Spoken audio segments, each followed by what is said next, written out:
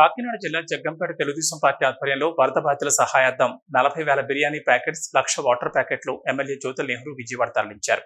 జగ్గంపేటలో Bolero వాహనాలను కార్యకర్తల సమక్షంలో జెండా ఊపి రాష్ట్ర తెలుగుదేశం పార్టీ కార్యాలయానికి పంపించారు.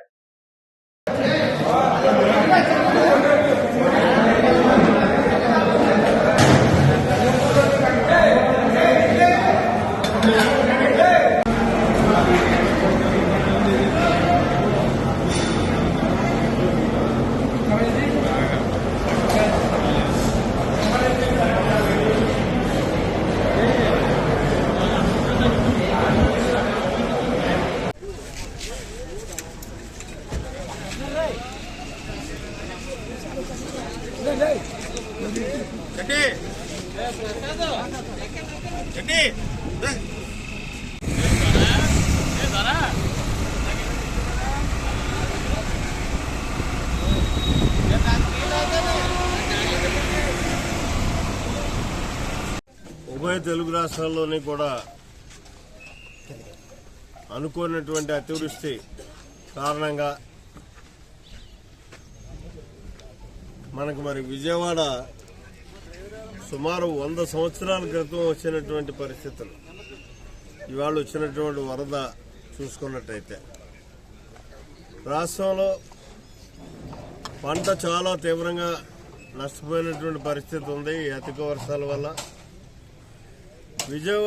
విజయవాడ పరిసర ప్రాంతాలు చూసుకున్నట్టయితే 3 లక్షల మంది సుమారు నిరాశ్రయులయ్యారు ఈ వరద ముంపు వల్ల.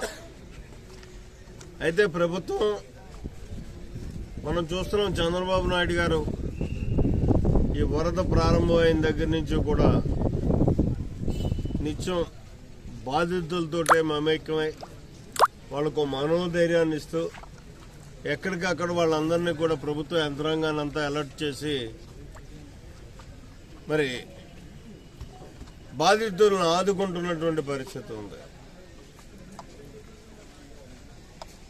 అయితే ఆయన ఇచ్చినటువంటి పిలుపు మేరకు మనం ఇప్పుడు కూడా ఇటువంటి ఏదైతే విపత్కర పరిస్థితులు వస్తుంటాయో అటువంటి బాధితులందరినీ ఆదుకోవడానికి ముందుండేటటువంటి మా యంత్రాంగం కార్యకర్తలు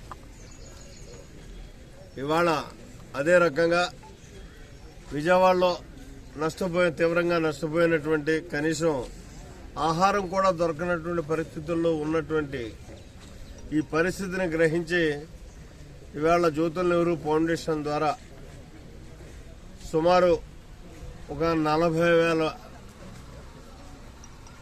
పలావ్ ప్యాకెట్స్ చేయించి తీసుకెళ్ళడం జరుగుతుంది. అయితే ముందు బియ్యం పంపిణీ చేయాలనుకున్నాం. అయితే మా నాయకుడు చంద్రబాబు నాయుడు గారు మీరు ఎవరు తెచ్చినా ముందు ఆహారం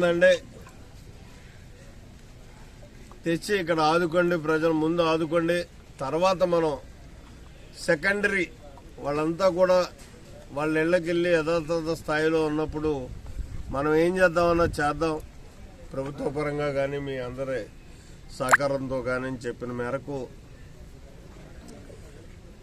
ఇప్పుడు బయలుదేరి రాత్రికి 40,000 మందికి మన జగ్గంపేట నియోజకవర్గం అలాగే జ్యోతుల్ నెహ్రూ ఫౌండేషన్ ద్వారా ఆహారాన్ని అందించేటటువంటి కార్యక్రమానికి శ్రీకారం చుట్టాం. 1,00,000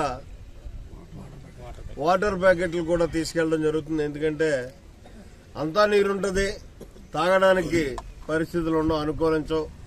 కాబట్టి ఈ వాటర్ కూడా అతి ముఖ్యం. కాబట్టి దాన్ని 1,00,000 వాటర్ ప్యాకెట్లు కూడా తీసుకెళ్తున్నాం. దీనికి సహకరించినటువంటి మిత్రులందరికీ కూడా మనస్ఫూర్తిగా నేను అభినందనలు తెలియజేసుకుంటూ, అయితే